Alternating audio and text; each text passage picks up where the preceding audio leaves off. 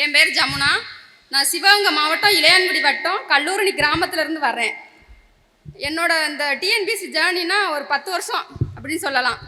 ஏன் இப்படி 10 வருஷம் அப்படின்னா, எனக்கு இந்த டிஎன்பிசினா என்னன்னே தெரியாது.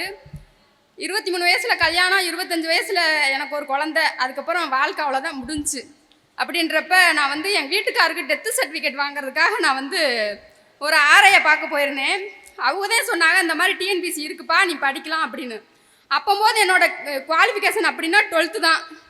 12th முடிச்சுட்டு அந்த அந்த ஆர்ஐ மேம் வந்து எனக்கு ஒரு கைடன்ஸ் கொடுத்தாங்க. நீ வந்து 6th to 10th வரை தமிழ் நல்லா படி, மேக்ஸ் போடு, வந்துடலாம் அப்படின்ட்டு.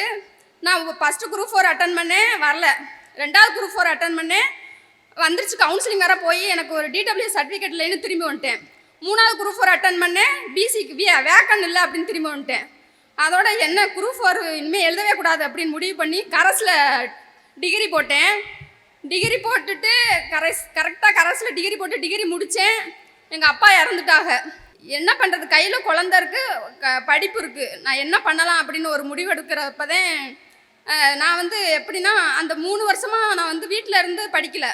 நான் என்னோடய திருப்பூரில் நான் போய் டெய்லரு படிப்பேன், வந்து வேலைக்கு போவேன், வந்து படிப்பேன். படித்து டிகிரி மட்டும்தான் என் பேருக்கு பின்னாடி போட்டுக்கிட்டு படிச்சுக்கிட்டு இருந்தேன். மறுபடி கொரோனாவுக்கு அப்புறம் எங்கள் அப்பா இறந்துட்டாங்க. கொரோனா ஒன்றுமே பண்ண முடியல. நம்ம இப்படி படிச்சுட்டு இப்படி டெஸ்ட் போடாமல் எதுவுமே பண்ணாமல் ஒரு கைடன்ஸ் இல்லாமல் ஒன்றுமே பண்ண முடியாது அப்படின்னு சொல்லிட்டு தான் டிஎன்பிசிக்கு வந்து இந்த அங்கே திருப்பூர்லேயே இது பண்ணேன். அங்கே இல்லை, சுரேஷ் அகாடமி இல்லை. எங்கள் ஊரில் ஒரு பையன் சொன்னான், சுரேஷ் அகாடமி புக்கு தான் வந்து ஃபஸ்ட்டு கொடுத்தான். அந்த புக்கை பார்த்தோன்னே எனக்கு ஒரு இப்படி நான் பரவாயில்லையே, சிலபஸ் இப்போ 6th சிந்து சமவெளி நாகரிகம்னா அதில் என்னென்ன இதெல்லாம் கவர் பண்ண முடியுமோ சூப்பராக அந்த புக்கை பார்த்தோன்னே எனக்கு ரொம்ப பிடிச்சிருந்துச்சு. நான் படித்தா சுரேஷ் அகாடமியில் தான் படிக்கணும் அப்படின்னு திருப்பூரில் பார்க்கும்போது இல்லை. அப்போது கோயம்புத்தூரில் பிரான்ச் ஓப்பன் பண்ணலை. மறுபடி ராம்நாடு, நாங்கள் சிவகங்கை, ராம்நாட்டில் வந்து போட்டேன். இந்த ராம்நாடு போட்டேன் அப்படின்னா என்னை கல்யாணம் முடிச்ச ஊர் ராம்நாடு தான்.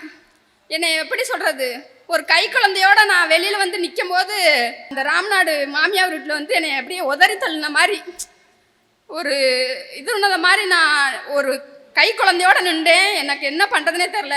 வந்தால் இந்த ராம்நாடு டிஸ்ட்ரிக் ஒரு வேலையோடு நம்ம மாமியார் வீட்டுக்கு போகணும் அப்படின்ற ஒரு வைராக்கியத்திலே இருந்தேன். மறுபடி ஃபஸ்ட்டு குரூப் 2 தான் நான் இது பண்ணேன், அட்டன் பண்ணேன், கிளியர் ஆயிடுச்சு. இப்போ நான் வந்து மெடிக்கல் ரூரல் ஹெல்த் டிபார்ட்மெண்ட் எடுத்திருக்கேன். எனக்கு ரெவன்யூ இருந்துச்சு, அந்த சான்ஸ் வந்து காஞ்சிபுரத்தில் இருந்துச்சு. ரெவன்யூ வேணாம் அப்படின்னு ஒரு ஒமிட் பண்ணிட்டு தான் நான் இந்த டிபார்ட்மெண்ட் எடுத்திருக்கேன். நல்லா சோசியல் சர்வீஸ் பண்ணலாம் அப்படின்ட்டு. அதுக்காக நான் இந்த இடத்துல நன்றி சொல்லணும்னா, இந்த சுரேஷ் அகாடமி இருக்க கண்டு அது எப்படி கொடுத்தாங்கன்னா, நல்லா எனக்கு இந்த 2 குரூப் 4 அட்டன் பண்ணேன்னா சிலபஸ் தெரியாது, ஏதோ அந்த மேம் எனக்கு சொல்லி கொடுத்தாங்க, அதை வச்சு நான் அட்டன் பண்ணேன். ஆனால் இங்கே சுரேஷ் அகாடமி வந்தபடி தான் சிலபஸ் என்னென்னா தெரியும். மேக்ஸ்னா இப்படி தான் அப்படின்றது திருநாவுக்கரசு சார் வந்து அவ்வளோ சூப்பராக, எனக்கு மேக்ஸுக்கு எனக்கு ரொம்ப தூரம் வேப்பங்காயாக கசக்கும். ஆனால் அந்த சார் சொல்லி கொடுத்த மேக்ஸு எனக்கு நல்ல ஒரு ரிசல்ட்டை நான் புரிஞ்சு இப்படி தான் மேக்ஸ் போடணும் அப்படின்றத நான் சுரேஷ் அகாடமி வந்து தான் கற்றுக்கிட்டேன். நான் ரொம்ப இந்த இடத்துல அந்த சாருக்கெலாம் ரொம்ப நன்றி சொல்கிறேன். அதுக்கப்புறம் எனக்கு வந்து சப்போர்ட்டு அப்படின்னா என் தங்கச்சி வீட்டில் தான். ஃபேமிலியே ஒதுக்குனது மாதிரி, மாமியார் வீடெல்லாம் ஒதுக்குன, எப்படி சொல்கிறது, ஒரு பிள்ளையோட பிடிச்சி வெளியில் தள்ளின மாதிரி தள்ளினாங்க. இந்த இடத்துல நான் ராம்நாட்டில் நிற்கிறேன் அப்படின்னா அதுக்கு வந்து ரொம்ப எனக்கு சப்போர்ட்டாக இருந்தது என் தங்கச்சி. எங்கள் பாப்பானா இந்த புக்கில் அடுத்தது நீங்கள் தான் அப்படின்னு இருக்கும். அந்த இடத்துல என் மகன் வந்து என் ஃபோட்டோவை ஒட்டி, அம்மா இந்த இடத்துல நீங்கள் இருக்கணுமா அப்படின்னு சொன்னான். அந்த ஒரு ஆசை, என் மகளோட ஆசையை நான் நிறைவேற்றிருக்கேன் அப்படின்றப்ப நான் ரொம்ப சந்தோஷப்படுறேன்.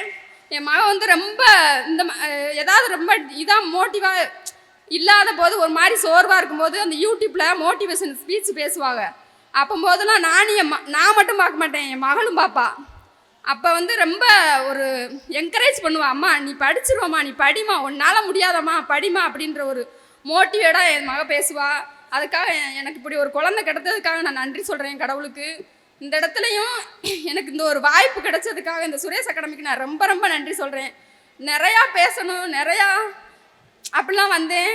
ஆனாலும் எப்படி சொல்கிறது, திருப்பூர்லேருந்தே மெயின்ஸ் ப்ரிமினரி கிளியர் ஆகிட்டு மறுபடியும் வேலைக்கு போயிட்டேன். மறுபடியும் 10,000 கட்டணும்ல, வேலை பார்த்து தானே கட்ட முடியும். மறுபடியும் வேலை பார்த்துட்டு வந்து மெயின்ஸு காசு கட்டி மெயின்ஸ் படிச்சுட்டு மறுபடியும் வேலைக்கு போயிட்டேன்.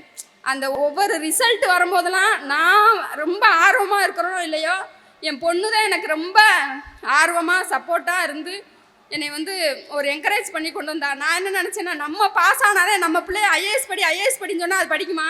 நம்ம பாஸ் ஆனாதே, நம்ம வழிகாட்டினாதே நம்ம பிள்ளை படிக்கும் அப்படின்ற ஒரு வைராக்கியத்திலே நான் இந்த இடத்துல நிற்கிறேன். நான் இந்த இடத்துல நின்றதுக்கு சுரேஷ் அகாடமிக்கு நான் ரொம்ப ரொம்ப நன்றி சொல்கிறேன்.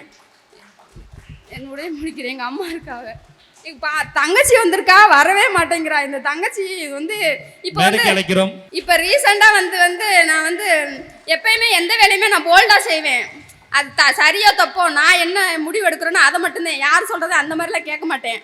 நான் என்னோட வேலைன்னா எங்கள் அப்பா இல்லாததுக்கப்புறமே இருக்கிற போதே எனக்கு ட்ரைனிங் கொடுப்பாங்க புளிய மரம் ஏறி பழம் உழுப்புறதுல. அப்போ வந்து அப்படி ட்ரைனிங் கொடுத்தே நான் அதில் வந்து பயம் இல்லாமல் மரம் ஏறுவேன். இப்போ கடைசியாக கவுன்சிலிங் வர 1 மாதம் கூட இல்லை, புளிய மரம் ஏறி விழுந்துட்டேன். முதுகெலும்பு கால் எல்லாமே டோட்டலாக அடி. எல்லாரும் சொன்னாங்க ஜிஹெச்சில் கொண்டு போய் பார்த்துருங்க அப்படின்னு. ஆனால் என் தங்கச்சினே சொன்னால் ஜிஹெச்சில் போனால் சீக்கிரமே பார்க்க மாட்டாங்க, ப்ரைவேட் ஹாஸ்பிட்டலில் நான் எவ்வளோ லட்சம்னாலும் பரவாயில்ல, எங்கள் அக்காவை நான் காப்பாற்றிடணும் அப்படின்னு சொல்லி எனக்காக 7 லட்சம் செலவழித்து என்னை இந்த இடத்துல நடக்க வச்சுருக்கானா என் தங்கச்சிக்கு நான் ரொம்ப ரொம்ப நன்றி சொல்கிறேன். அதை விட எங்கள் அம்மாவுக்கு நான் ரொம்ப நன்றி சொல்லணும். அங்கேருந்து இளையாங்குடியிலேருந்து நான் இங்கே வர்றது அப்படின்னா பஸ் ஃபேர் வேணும். கல்லூரியிலேருந்து இளையாங்குடி வரணும், இளையாங்குடியிலேருந்து பரமக்குடி வரணும், பரமக்குடியிலேருந்து தான் ராம்நாடு வரணும். காசே இருக்காது என்கிட்ட. ஆனால் எங்கள் அம்மா அந்த எப்பயுமே எனக்கு ஒரு இது, ஆனால் திருப்பூர்லாம் சம்பாரிச்சிருக்கேன், வாரம் 4000 5000 பீஸ் ரேட்டுக்கு தான் அடிப்பேன், ஒரு பீஸ் அடித்தா இவ்வளோ ரேட்டு அப்படின்ட்டு. ஆனால் எங்கள் அம்மா அந்த முந்தானியிலேருந்து அவுத்து கொடுக்குற காசுக்கு எனக்கு காசே இல்லைன்னா எங்கள் அம்மா அந்த சேலை முந்தானியிலேருந்து அவுத்து எனக்கு கொடுப்பாங்க. அந்த காசை நினைக்கும் போது எப்படியாவது இந்த கடனை நான் எப்படியாவது அடைச்சிருவேனா அப்படின்ற ஒரு ஏக்கத்திலே இருந்தேன். நான் என்ன சொல்கிறேன் ஆஸ்பிரன்ஸ்க்கு, நான் என்ன சொல்கிறேன் அப்படின்னா, அந்த மனசில் திங்க் பண்ணிடணும். கவர்மெண்ட் ஸ்டாஃபுக்கு படிக்கிறதுக்கு உள்ளே வந்தாச்சுன்னா மைண்டில் ஃபிக்ஸ் பண்ணிடணும், என்னதான் வந்தாலும் நான் ஒரு கவர்மெண்ட் ஸ்டாஃபு. எல்லாருமே சொல்லுவாங்க எத்தனை வருஷமாக படிப்பேன், புக்கெல்லாம் தூக்கி இடைக்கி போட்டுரு அப்படிம்பாங்க. ஆனால் நான் எப்பயுமே அப்படி செய்ய மாட்டேன். நம்ம ஒரு கவர்மெண்ட் ஸ்டாஃப் தான், ஓடுறவன் 1000 சொல்லுவேன், நம்ம மைண்டில் என்ன இருக்குது, கவர்மெண்ட் ஸ்டாஃப் எப்பயுமே நம்ம ஆகும் அப்படின்ற ஒரு தன்னம்பிக்கையோடு இத்தனை வருஷமாக நான் போராடி வந்தேன். ஆனால் இந்த ஃபீல்டில் கிராக் பண்ணுறதுன்றது நான் இப்போ தான் தெரிஞ்சுக்கிட்டேன். சும்மா படித்து புக்கை பூரா படித்து அப்படிலாம் வந்தால் வரவே முடியாது. கரெக்டாக ஒரு கைடன்ஸ் வேணும். அந்த கைடன்ஸ் எனக்கு சுரேஷ் அகாடமிலேருந்து கிடச்சிச்சுன்றத நான் அப்படியே மனசார நான் நன்றி சொல்கிறேன். ஏன்னா சிலபஸ்ஸு, மேக்ஸ், ரீசனிங்கு, இந்த கரண்ட் அஃபேர்ஸு, டெஸ்ட் பேஜு, அதில் கொடுக்குற கரெக்ஷனு, அதெல்லாம் எல்லாருமே நல்லா யூஸ் பண்ணிக்கோங்க. அதுக்கப்புறம் எல்லோரும் இந்த டிமோட்டிவ் ஆடுவாங்க, நம்ம ஆகுமா ஆக மாட்டோமான்னு. நான் ஒவ்வொரு ரிசல்ட் வரும்போது எனக்கு வந்துடும் அப்படின்றத மட்டும்தான் நான் சொல்லுவேன். அது மாதிரி எனக்கு வந்துச்சு.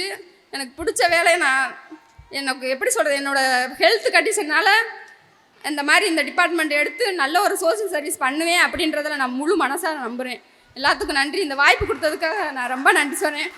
ஒரு விஷயம், சுரேஷ் அகாடமி நான் எங்கே போனாலும் விட மாட்டேன். ஏன்னா கோயம்புத்தூர் ஒரு டைம் ரத்னபுரி மஹால்னு சரஸ்வதி மஹாலில் ஒரு டைம் போட்டிருந்தாங்க. அப்போ குரூப் 2 ரீச்சின்னு வந்துருச்சு. ஆனால் என்ன ரிசல்ட் வரல. ஆனாலும் நான் வந்து விடவே மாட்டேன். ஏடி நீ தான் வந்துருச்சுல, மறுபடியும் இன்ஸ்டியூட் ஓடுற, டெஸ்ட் பேட்ச் வாங்கி போட்டேன் கோயம்புத்தூரில், மறுபடியும் ஆடி போகிறேன். இல்லை இந்த ஃபீல்டை விடவே கூடாது, நம்ம கைக்கு ஆர்டர் வர தொட்டிக்குமே இந்த ஃபீல்டை விடவே கூடாது அப்படின்ற ஒரு இதோடைய மறுபடியும் தமிழ் டெஸ்ட் பேட்ச் போட்டேன். மறுபடியும் சார் சுகேஷ் சார் எல்லாம், நான் சுகேஷ் சாரை தெரிஞ்சு பார்த்ததே இல்லை. ஆனால் ரத்னபுரி மகாலில் சரியான கூட்டம் கோயம்புத்தூரில். அப்போம்போது மகளை நான் கூட்டிகிட்டு போயிடுவேன். ஏதாவது ஒரு நல்ல, இப்போ நம்ம பிள்ளை படிக்க வைக்கணும், இப்போ இருந்தே என்கரேஜ் பண்ண, நம்மளுக்கு தான் ஆள் இல்லை சொல்கிறதுக்கு. நம்ம இவ்வளோ நாள் கடந்து வந்து இப்போ தான் தெரிஞ்சுக்கிட்டோம். நம்ம பிள்ளை இப்போலேருந்தே கொண்டு வந்துடணும் அப்படின்னு கூட்டிகிட்டே போவேன். அன்றைக்கின்னு சண்டேனால நான் லீவு, ஸ்கூல் லீவுனால என் கோயம்புத்தூர்ல படிக்கிறான், அப்படி கூட்டிகிட்டே வந்தேன். அப்போம்போது என் மக கீழே நின்றுட்டு, ஆனால் சார் வந்து இடம் பத்தலைன்னு, அவங்க சாருக்கு யாருக்குமே தெரியல, இடம் பத்தலைன்னு கொஞ்சம் மேலே வர சொன்னாங்க. அப்போம்போது நான் மேலே போய் அங்கே நான் உட்காந்துருந்தேன். என் மக சொன்னா, அம்மா இப்போயே அந்த ஸ்டேஜ் வந்துட்டீங்களம்மா, உனக்கு கண்டிப்பாக குரூப் 2 போஸ்டிங் கண்டிப்பாக உண்டுமா, குரூப் 2 ஏல அப்படின்னு சொன்னால், அந்த வார்த்தை இன்றைக்கி நிறைவேறிருக்குன்னு நான் நம்புகிறேன். எல்லாத்துக்கும் நன்றி. எனக்கு இந்த வாய்ப்பு கொடுத்ததுக்காக ரொம்ப நன்றி சொல்கிறேன். பாப்பா பேசுன்னு சொன்னால் என்னையும் மைக்கில் பேசு, நானும் யூடியூப்பில் வருவேன் அப்படின்னு ஒரு ஆசைப்பட்டா, இந்த தருணத்தில் என் பாப்பாவுக்கு நான் நிறைவேற்றிருக்கேன் ஒரு அம்மாவாக இருந்து அப்படின்றப்ப நான் ரொம்ப பெருமையாக நினைக்கிறேன். வெற்றிக்கு பங்காற்றிய அனைவருக்கும் வணக்கம். என் பேர் ஹிந்துஜா. எனக்கு வந்து சிங்கிள் பேரண்ட் தான். எங்கள் அம்மாவோட ஆசையை வந்து நான் நிறைவேற்ற நினச்சேன். எங்கள் அம்மாவுக்கு கைட் பண்ண யாருமே இல்லை, நான் தான் கைட் பண்ணணும்னு நினச்சேன். எங்கள் அம்மாவுக்கும் மேக்ஸுக்கும் ரொம்ப லாங். குருவை மிஞ்சிய சிசிய என்பதை நிரூபித்து விட்டாய் மகளே. எனக்கு ஏதாவது டவுட்னா எங்கள் அம்மா தான் எனக்கு சொல்லித் தருவாங்க. ஸோ சுரேஷ் அகாடமிக்கு நான் ரொம்ப தேங்க் பண்ணுறேன். தேங்க்யூ. நீயும் வருங்காலத்தில் சாதனை புரிவாய் என்பதை மனதில் வைத்துக்கொள். சுரேஷ் IAS அகாடமி, வெற்றியின் முகவரி.